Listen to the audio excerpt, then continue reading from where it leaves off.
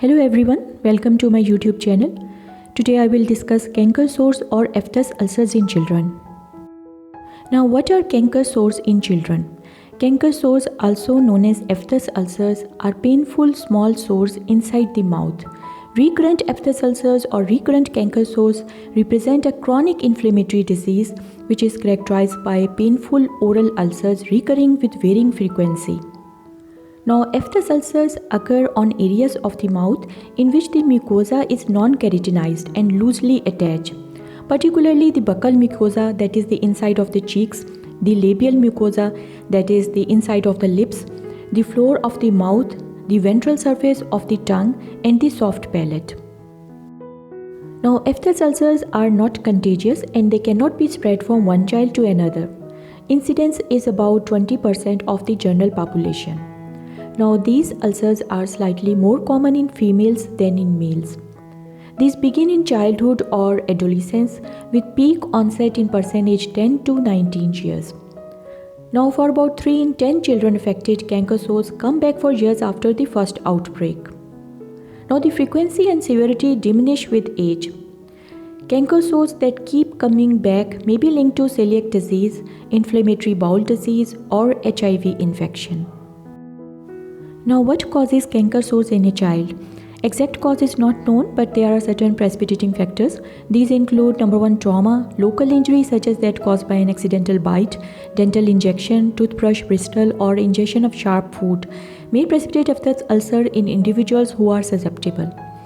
Second is stress, psychological and physiological stress, and depression. They may increase the risk of aphthous ulcers. Third is genetic predisposition, because a family history of recurrent aphthous ulcers is common. Fourth is nutritional deficiencies.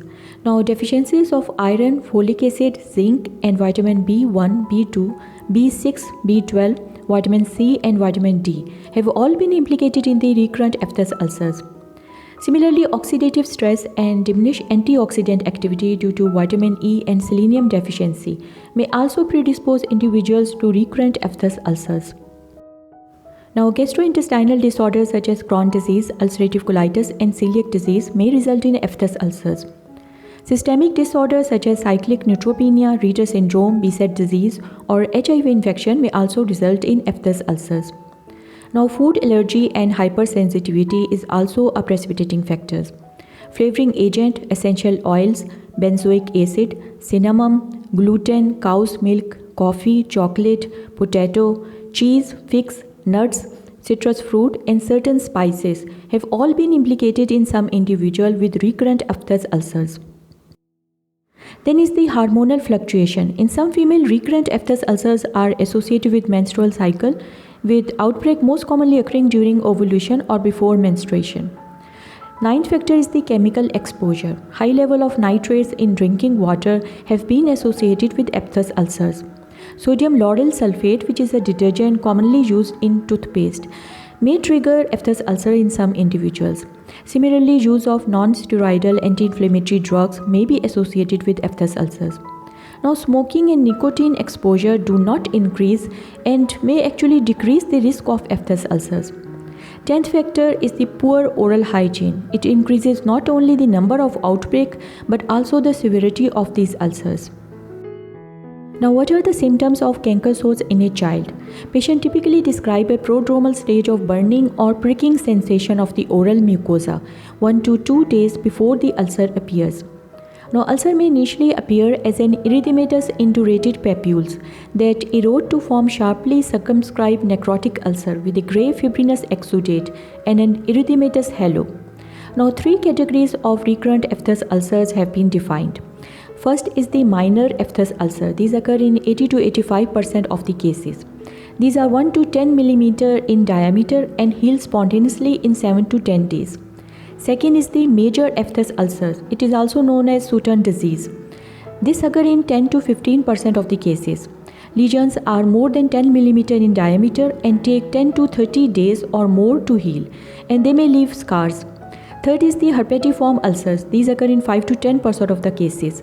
These are multiple clustered 1 mm to 3 mm lesion that may coalesce into plaques. These usually heal in 7 to 10 days. These are not related to herpes simplex infection. Now in Ephthus ulcer, rest of the mouth appears normal. Now vital signs of the child are also normal and there is no fever. However, dehydration may be present in case of decreased oral intake because of the trouble in eating or drinking. Rest of the systemic examination including skin, joints and eyes is also normal. But there may be mild cervical lymphadenopathy. Now, how are canker sores or Ephthus ulcers diagnosed in a child? The diagnosis is usually based on the history and clinical presentation. In patients with severe recurrent Ephthus ulcer, the clinical picture should guide laboratory testing. These include CBC count, chemistry panel, serum iron levels, nutritional workup, cultures of the sores, and urine analysis. Imaging studies are not required. Biopsy and histopathology does not reveal unique findings and is rarely indicated, except to rule out other diagnoses. Now the management. General therapeutic measures for active Ephthus ulcers include good oral hygiene, non-irritating gargles, increased fluid intake, acetaminophen for any fever or pain, non-prescription palliative therapy such as benzocaine, topical lidocaine and topical corticosteroids. Tetracycline has benefit with severe outbreaks, but caution is necessary in pregnant female. In young children less than 8-year-old, tetracycline can affect developing teeth and cause permanent staining of the teeth. Cool blend beverages such as milkshakes are well tolerated in Ephthus ulcers. Now, a patient should be advised to avoid salty, spicy and acidic foods. Although efficacy for recurrent Ephthus ulcers is unproven, stress control therapy may benefit some patients. Now here is a list of differential diagnoses of oral ulceration. Common causes include Ephthus ulcers, traumatic ulcers, hand, foot and mouth disease, herpangina, herpetic gingivostomatitis, recurrent herpes labialis, chemical burns and heat burns. Uncommon causes include neutrophilic defects, systemic lupus erythematosus, Behçet disease, necrotizing ulcerative gingivostomatitis, syphilis, oral Crohn disease, histoplasmosis, pemphigus, and Stevens-Johnson syndrome. Thanks for watching. Please subscribe to my YouTube channel for more informative videos.